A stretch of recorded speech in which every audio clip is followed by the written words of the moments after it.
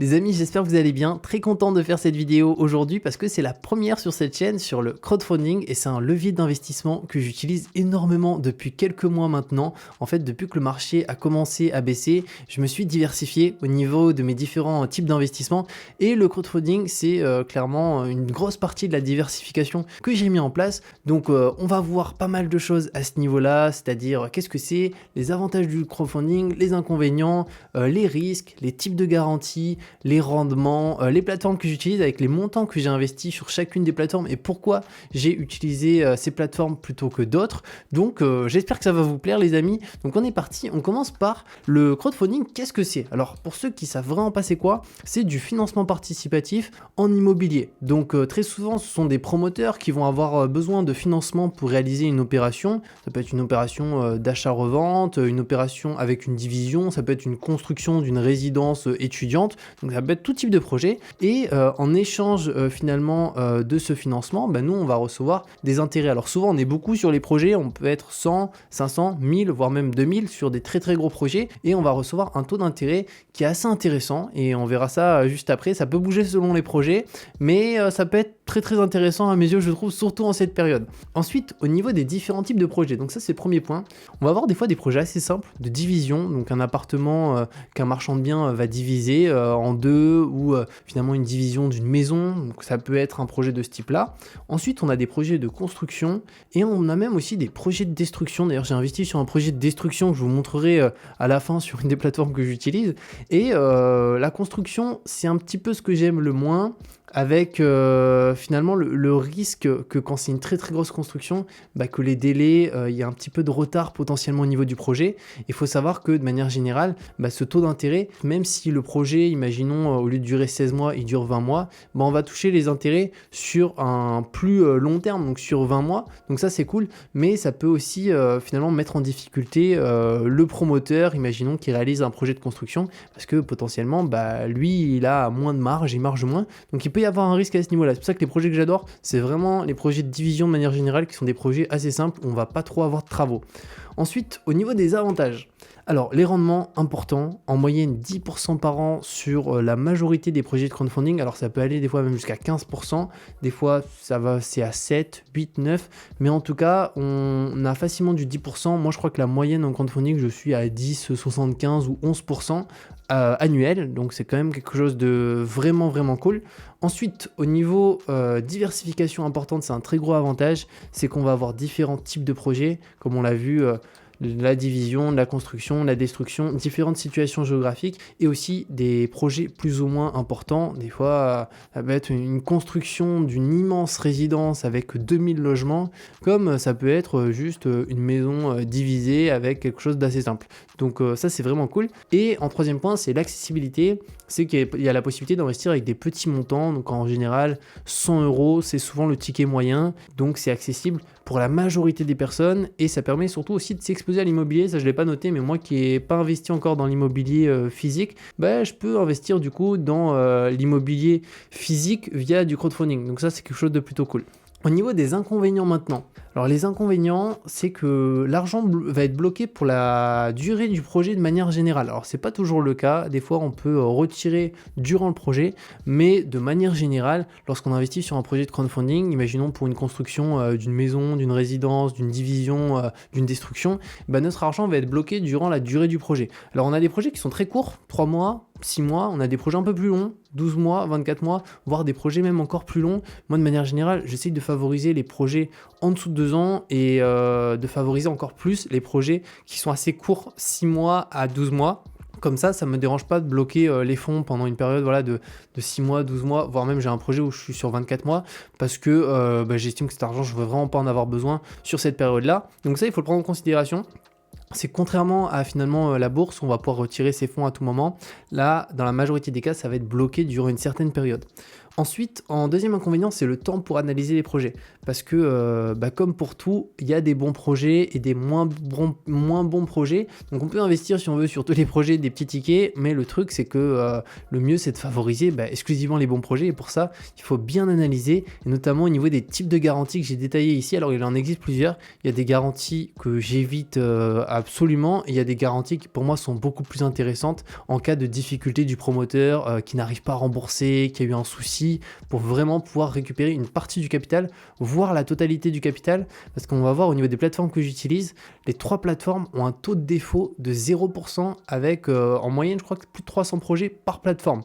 Donc c'est assez important. Après, des fois, il y a des retards, mais vu que les intérêts courent toujours, c'est pas très grave. Au final, on a de l'argent qui va tomber en plus au niveau des intérêts. Après, ce sera peut-être pas le cas dans le futur, mais en tout cas, pour le moment, vu qu'il y a de très bonnes garanties sur certains projets, on a des taux de défaut qui sont très très faibles.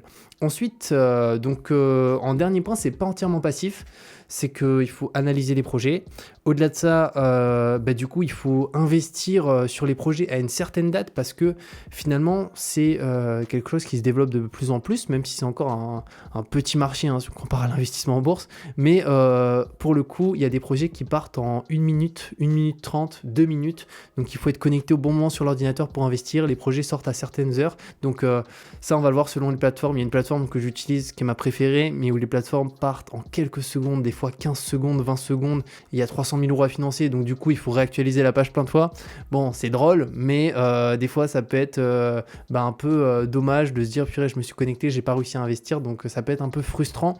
Donc voilà par rapport à ça. Et d'ailleurs, si ça vous intéresse, je peux même faire des vidéos sur des projets en question sur lesquels je vais investir. Ça peut être aussi cool si ça vous intéresse. Ensuite, au niveau des types de garanties, c'est pour moi le point le plus important en fait, c'est les garanties. Il faut bien les analyser parce qu'on a un petit peu de tout. C'est pour ça que je fais 3 plateformes qui pour moi souvent ont des projets avec de bonnes garanties, mais c'est pas encore une fois tous les projets, donc il faut les analyser un par un. Mais au niveau des garanties, là c'est des garanties qu'on va retrouver le plus souvent sur les projets. Alors vraiment on a la fiducie qui est clairement je pense pour moi la meilleure garantie en cas de défaut du promoteur. Imaginons un promoteur qui construit un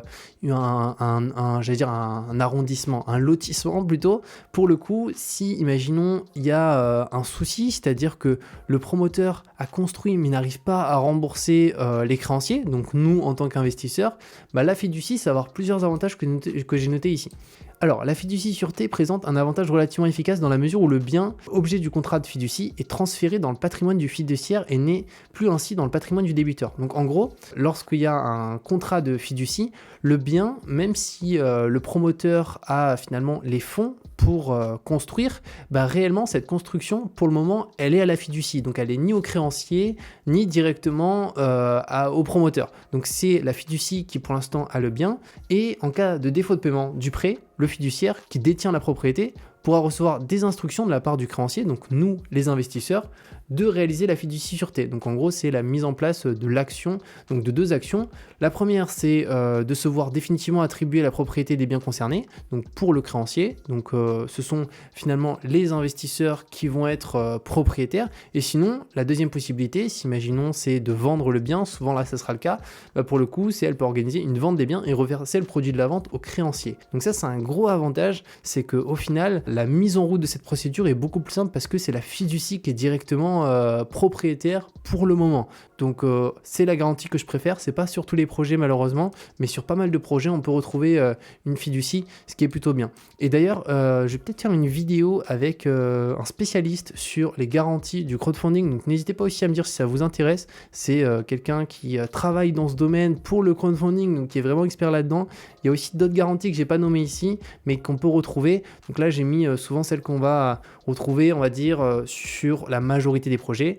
La deuxième que j'aime bien, c'est celle-ci, et après les 3 autres, j'aime pas. Je vais vous expliquer pourquoi. Alors, l'hypothèque de premier rang. Alors, elle assure au créancier d'être remboursé en premier cas de défaut de paiement. Dans les faits, cela signifie qu'il sera le premier à être payé par le notaire une fois les fonds disponibles. lorsqu'un créancier prend une hypothèque sur un bien déjà hypothéqué, on parle alors d'une hypothèque de second rang. Alors quand on est sur une hypothèque de second rang, déjà c'est beaucoup moins intéressant.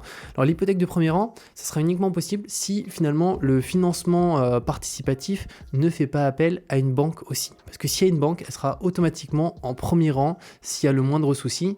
Donc l'hypothèque de premier rang, on va pouvoir la trouver sur des projets où le promoteur utilise ses fonds propres et utilise aussi des partenaires, donc des créanciers, des investisseurs, mais pas de banque. Donc pour le coup, là on peut avoir de l'hypothèque de premier rang. Lorsqu'on a de l'hypothèque de second rang, bah pour le coup on passe après la banque. Donc l'avantage avec la fiducie, c'est que là on passe vraiment en premier pour le coup, et on est aussi sur une procédure qui est beaucoup plus simple à mettre en place. Et ensuite l'hypothèque de premier rang, bah là l'avantage c'est qu'en cas de problème et en cas de vente du bien, on est aussi les premiers à se servir. En sachant que de manière générale, sur les projets, ce qui se passe c'est qu'on finance très rarement 80% du projet. En général, on finance, imaginons sur un projet à 1 million, 300 000, 200 000. Donc, si on est les premiers à se servir, on peut facilement récupérer cet argent-là. Après, forcément, lorsqu'on est en second rang ou qu'on n'a même pas d'hypothèque de premier rang ni de second rang, mais qu'on a d'autres garanties, mais qui sont beaucoup moins bien, ça peut être quand même très très compliqué. Ensuite, on a la garantie à première demande, alors la GAPD. Alors pour le coup, c'est un contrat qui permet à un bénéficiaire d'exiger le paiement d'une somme d'argent déterminée auprès d'un garant, et ce, dès la première demande. Alors moi, j'aime pas du tout ça, parce que le souci, c'est que, en fait, qu'on appelle ça ? Un garant, il peut finalement avoir une GAPD sur, imaginons, 50 projets de crowdfunding. Donc si du jour au lendemain, il y a des défauts sur tous les projets, bah, il va pouvoir difficilement effectuer un paiement pour les différents projets. Et vu que souvent les plateformes de crowdfunding indiquent pas combien il y a pour le garant de GAPD en cours, bah pour moi je trouve que c'est pas forcément une très très bonne garantie. Par contre, ce qu'on peut retrouver de manière générale, c'est souvent il y a plusieurs garanties sur un projet, on n'en a pas qu'une, on peut avoir 5 garanties, des fois juste une, mais ça dépend encore une fois des projets, on le verra après. Ensuite, on a le nantissement, donc c'est une garantie en nature que le débiteur remet à un créancier lui permettant d'exercer un droit en cas de non-remboursement. Donc c'est pareil, le nantissement, c'est pas quelque chose que j'apprécie au niveau des projets dans lesquels j'investis. Et ensuite, on a le cautionnement personnel et solidaire. Alors ça c'est pareil, hein, la caution est un contrat dans lequel un tiers, donc le garant, s'engage à rembourser les investisseurs à la place de l'emprunteur si celui-ci est dans l'incapacité d'honorer son engagement. Et ça, le souci, c'est que si, imaginons, du coup, le promoteur n'arrive pas à rembourser, il y a une caution, du coup, solidaire, donc c'est une autre personne qui va rembourser. Mais la réalité, c'est que si cette personne est aussi caution d'énormément de projets qui ont eu des défauts, pour le coup, ça va être très, très compliqué. Et c'est pour ça que c'est aussi pas une garantie que j'apprécie de manière générale.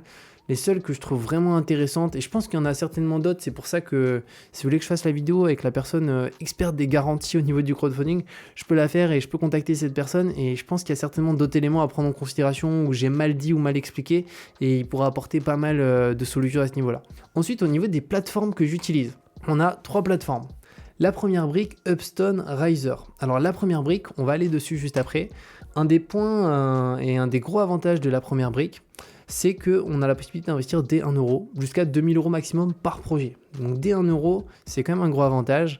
Après, on a Upstone, où là, on a la possibilité d'investir sur un projet dès 100 euros.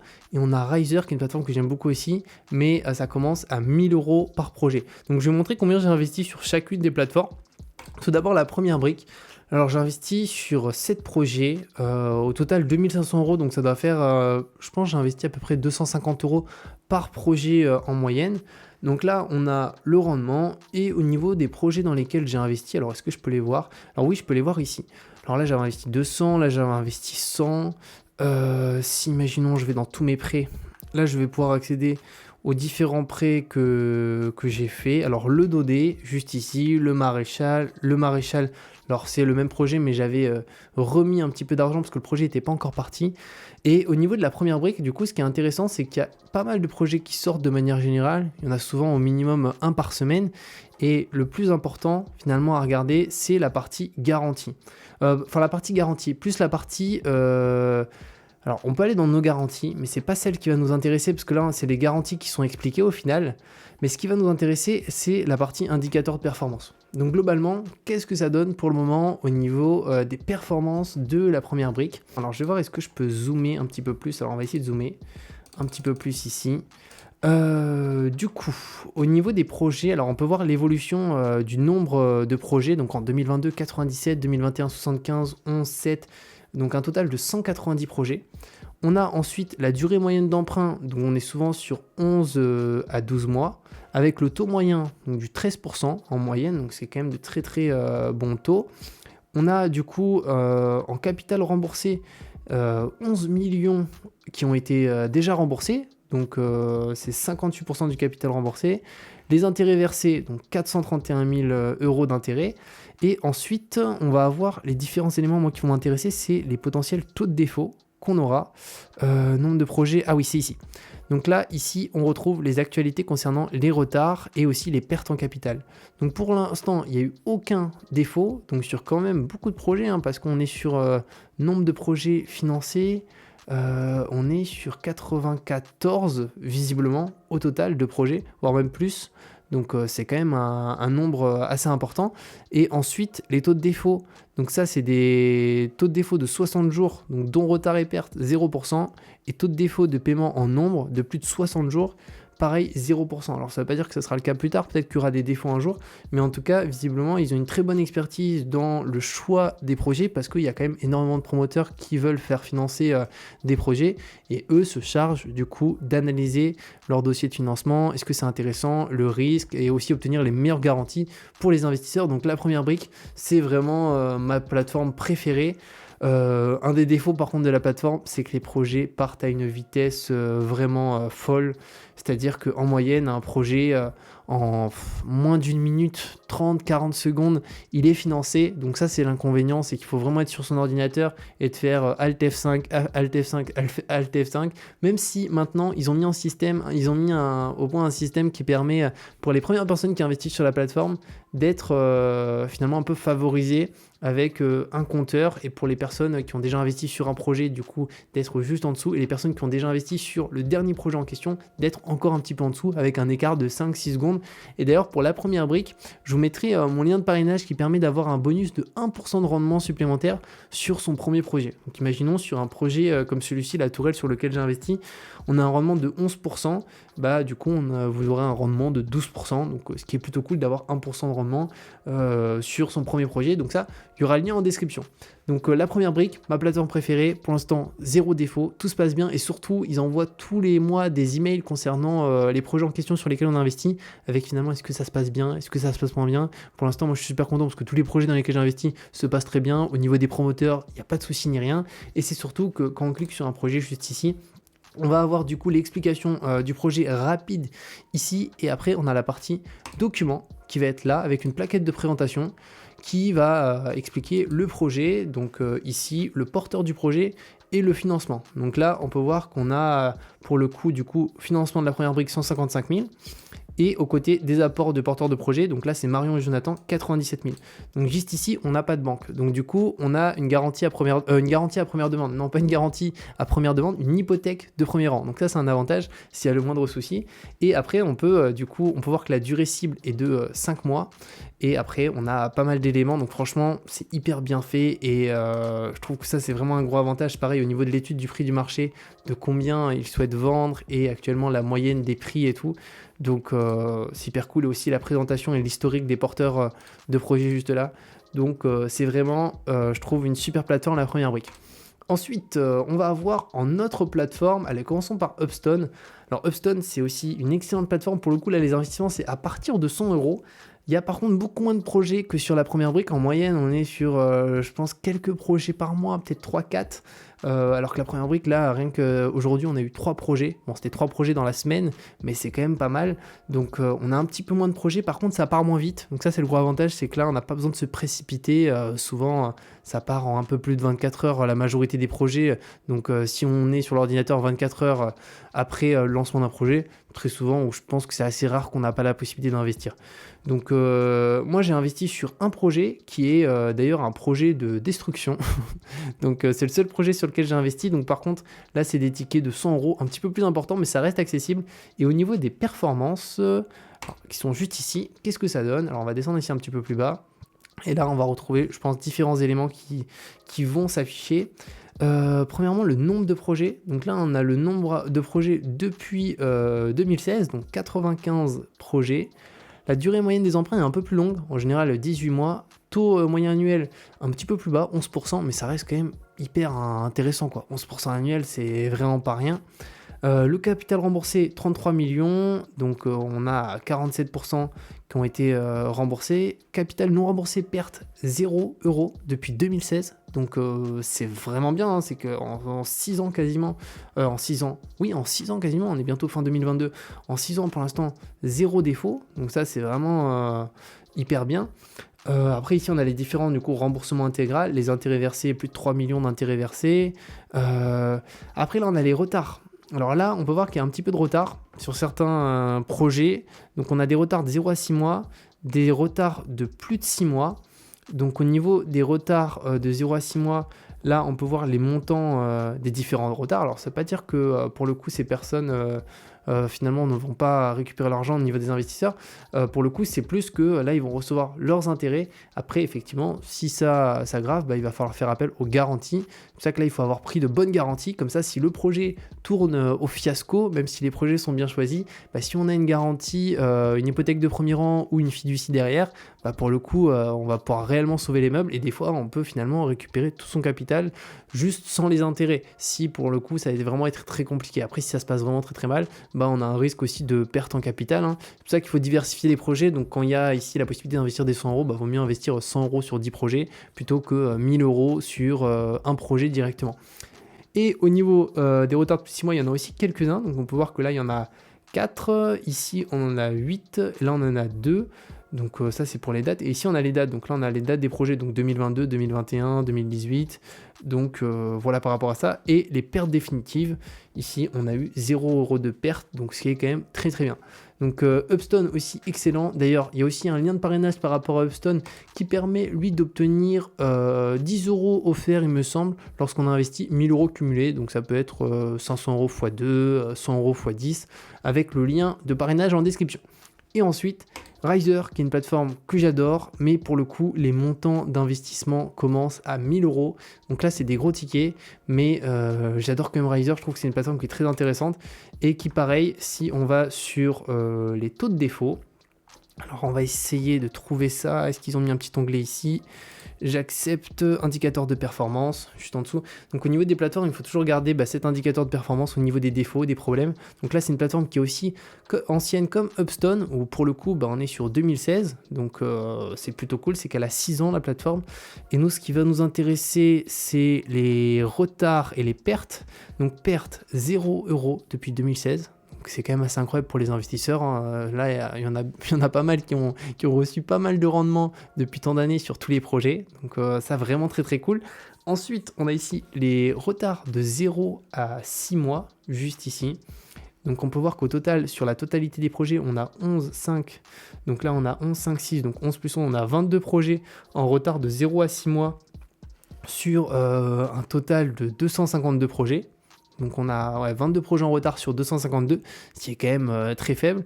Et après, de plus de 6 mois, on a 4 projets. Donc 22 plus 4, on a 26 projets qui sont en retard sur 252. Alors je ne sais pas ça fait combien exactement, je peux faire un calcul pour voir ça fait combien au niveau des retards qu'il y a pour le moment. Donc je crois que j'ai dit 26 il me semble, 26 divisé par 252. On a un projet sur 10 qui a du retard de 0 à plus de 6 mois, mais souvent quand même de 0 à 6 mois de ce qu'on peut voir ici. Et au niveau des pertes, 0 €. Et le rendement, donc du coup là c'est le rendement moyen. On les a ici, les différents rendements qu'il y a pu avoir. Donc c'est vraiment franchement vraiment cool au niveau de ces différents soucis qu'aurait pu avoir au niveau des taux de défaut. Donc c'est principalement pour ça que j'ai choisi ces 3 plateformes. Et pour Riser, il y a aussi un bonus parrainage, je crois que c'est 100 € offerts à 1000 € d'investi. Donc moi j'ai investi sur un projet sur Riser qui est une résidence étudiante sur la Réunion avec aussi de bonnes garanties derrière. Donc j'utilise vraiment finalement la partie garantie ici fiducie. qu'on va retrouver et l'hypothèque de premier rang. Après les autres garanties, je vais moins avoir tendance à les favoriser. Il y a certainement d'autres plateformes, mes amis, hein, qui sont aussi très bien, que j'utilise peut-être pas aujourd'hui parce que je les connais pas forcément, mais en tout cas ces trois-là sont vraiment top par rapport à ça. Et d'ailleurs, n'hésitez pas à me dire si vous voulez que je fasse des vidéos dès que j'investis sur un des projets et expliquer pourquoi j'investis dessus, que ce soit sur la première brique, que ce soit sur Upstone ou que ce soit sur Riser, afin d'analyser un projet ensemble, voir les garanties, les porteurs du projet, les points négatifs et positifs d'un projet, parce que finalement, même si aujourd'hui sur ces trois plateformes, il y a 0 taux de défaut pour le moment, si on choisit un mauvais projet, potentiellement il peut y avoir un défaut, et s'il y a un défaut, potentiellement après on va devoir faire appel aux garanties, et du coup ça devient plus compliqué, mis à part si c'est une très bonne garantie. Donc n'hésitez pas à me dire par rapport à ça, les amis. Si cette vidéo vous a plu, un petit pouce, ça fait toujours plaisir à la chaîne. Je vous mets ici 2 autres vidéos sur la chaîne. Prenez soin de vous, les amis, et ciao!